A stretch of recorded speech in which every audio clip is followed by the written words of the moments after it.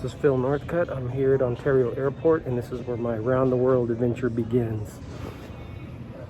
Yeah. You can see the airport's kind of dead. Not a lot of people flying, but there still are a few people flying. I'm on my way to the Gulf Coast. I'm going to go find a boat. I plan to spend the whole first year in the Caribbean, and then make my way to circumnavigate the globe. Today's the first day of that adventure. Here we are, and here we go. I'm basically able to finance it through stocks and Bitcoin. So I've got a certain amount of money in a Robinhood account, and what I do is every day I sort of look for opportunities Monday through Friday with stocks, and then on the weekends and sometimes during the week I look for opportunities in cryptocurrencies like Bitcoin. Right now Bitcoin's having a really great rally, so it's keeping my account positive while I'm spending money, and that's kind of how I'm managing to do this right now. I DoorDashed for a few months in Southern California, and it allowed me to put some money into my Robinhood account, which I then, because of what's happening right now in the economy, when stocks took a dip, I was kind of desperate, so I started doing DoorDash. And you know, since times were not so great economically, the market kind of crashed, but I was making a little bit of money, so I put some money in there, and it doubled and quadrupled. And so now I have enough that if I use it very wisely, it offsets my daily spending. So that's where I'm at, and this is the beginning of my voyage around the world. And so far, you know, I got a psychic reading today, and she said I'm gonna have to be patient, and that my flight was delayed, so I'm arriving a day later than I was supposed to arrive. But this is what traveling is like, and one thing I've learned about traveling so far, they're telling me that if I don't wear a mask, they'll kick me off the flight. So, and they'll give you a face covering at the podium. So, but I forgot what I was saying. Anyways, this is the beginning of my round the world trip.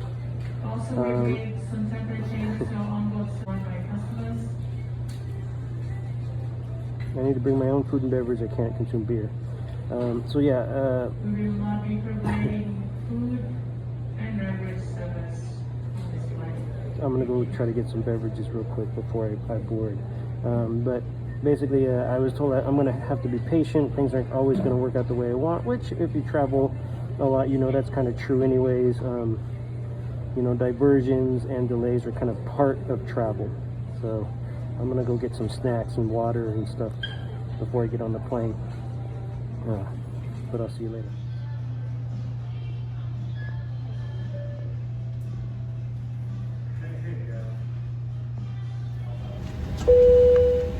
Okay, we're on board.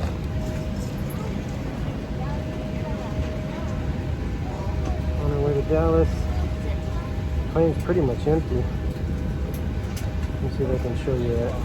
What's interesting is they kind of, when I first got on the plane, everybody was pushed to the back of the plane and really crowded, and then the flight attendant said we could spread out a little bit for social distancing, but as we were booked, like everybody on the plane was like in the back 25% of the seats, which I know is to balance the aircraft, but you know, we're still able to spread out. There's almost nobody on the flight.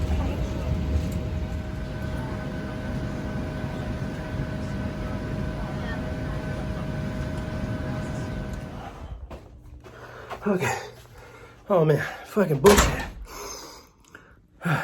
Okay. I just came from Ontario. I'm now in DFW. I got a layover here. Man, that mask and this heat and humidity is crazy. But I made it. I'm leaving for New Orleans in the morning, and around the world, here we come.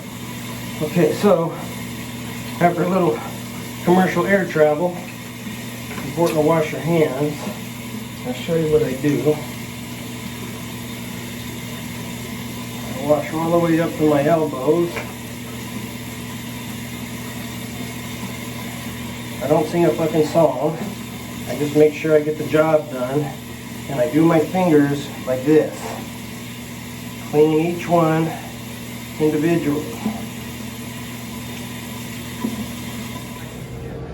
Attention all terminals. Attention all terminals. The outgoing is Tyler as please proceed to gate 8.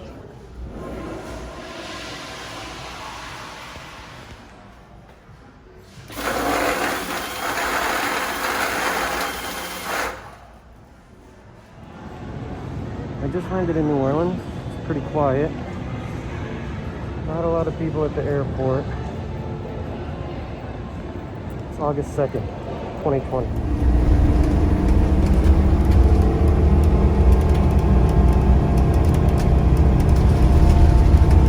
It's raining. It's like 80 something and pretty humid. And I'm telling myself I got to get used to humidity because that's what it's going to be like from here on out.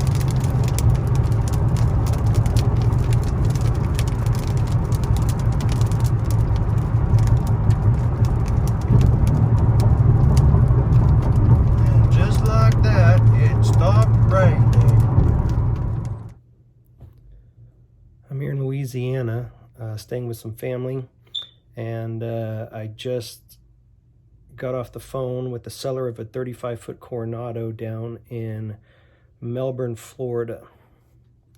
Now, apparently the previous owner, the seller's father-in-law passed away. He seemed to be taking good care of the boat, what I understand. So I've booked the flight, and I rented a car. And so Monday I'm gonna fly out to Melbourne, Florida, and on Tuesday morning the seller's gonna come meet me and we're gonna take a look at the boat. It's a really screaming deal on the exact kind of boat I've been looking for, and if everything's up to snuff, I'm gonna do a full inspection of the boat, including under the water, and if it works out, this will be my boat. So pretty excited. I really can't wait. It's Tuesday now, and we don't do this until Monday, so it'll probably be, if this is the boat I'm looking for, you know, Tuesday night, Wednesday morning, I'll have a new boat. So keep your fingers crossed. I'm here at the Gulfport Biloxi International Airport. I'm on my way to Charlotte, North Carolina, and then to Melbourne, Florida, to look at this 35-foot Coronado, and then I got a couple backup boats too, so hopefully this boat's the one though. I'm on the plane now to Charlotte, and we should be there in like under 2 hours, hour and 40 minutes or something like that. Cool mast though, right? Check it out. I spent a couple weeks in Louisiana and in Mississippi. I looked at a few boats there. Ultimately, I didn't decide on any of those boats. They weren't right for me for one reason or another. I did get to see some pretty cool marinas. I was really impressed with the marina in Gulfport, Mississippi. It was really, really nice. Things were really open and welcoming. It wasn't like marinas in California where everything's locked. People were very nice, and I had a good time looking at boats, but ultimately I really felt like none of those boats were for me, and I knew I wanted to walk through design like a Coronado, and there was one for sale in Florida. So I decided, you know what, I'm gonna go see that boat.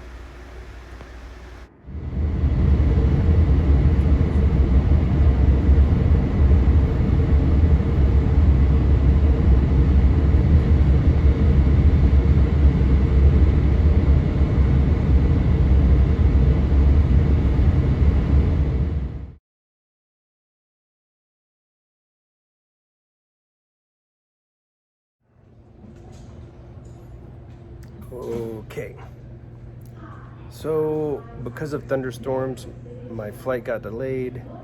I'm now in Charlotte, North Carolina. I missed my connection, and so I have to stay the night and catch a flight in the morning around 9 a.m. Because it was a weather delay, they're not going to give me a hotel voucher. That's fine. I booked through Priceline in Melbourne, Florida, so I called Priceline. They gave me a refund, and so I'll just take that money and spend it on a hotel here. So here I am. My concern is that I'm meeting the seller at 1 p.m. and my flight gets in around 11 something. It's about an hour away because I'm going to Orlando instead of Melbourne now, because the Melbourne flight doesn't get in until, or doesn't leave Charlotte until 4 p.m. or so. So if I want to get to Florida early in the day, I have to go to Orlando, which being an hour away. If I run out of the airport and get an Uber, I'll be there an hour, theoretically, before the buyer gets, or the seller gets there. I'm the buyer. Anyway,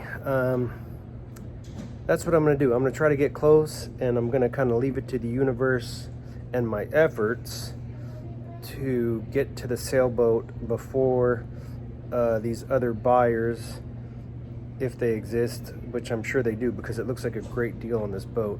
But what I'm gonna do is try to get there, get as close as I can, as fast as I can, as early as I can, and buy this damn boat. Let's see how this thing goes. It's 7:20 in the morning, and I'm getting ready to head over to Charlotte International Airport and catch a flight to Orlando. I wasn't originally going to Orlando, I was going to Melbourne, but there's not a flight until like 4 o'clock this afternoon to Melbourne. I might have said this already, but I got to get there. The seller's coming at 1, so I don't want to be the last person to see this boat. Anyway, I'm gonna head over to the airport, and we're gonna do this thing. Peace. Dude, there's like nobody. I was the only guy coming through security this morning. That's how little traveling is going on right now. So, look at this. It's empty.